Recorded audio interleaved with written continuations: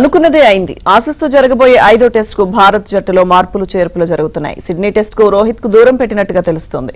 Sydney టెస్టుకు కెప్టెన్గా బుమ్రా వ్యవహరించనున్నారు. అలాగే శుభ్మన్ గిల్, ప్రసిద్ధ్ కృష్ణకు అవకాశం ఇవ్వనున్నారు. ఇటు కెప్టెన్గా అటు బ్యాట్స్మెన్గా రెండింటిలోనూ రోహిత్ శర్మ విఫలమవడంతో విమర్శలు వ్యక్తమవుతున్నాయి. దీంతో 5వ టెస్టుకు రోహిత్కు రెస్ట్ ఇవ్వాలని భావిస్తున్నారు.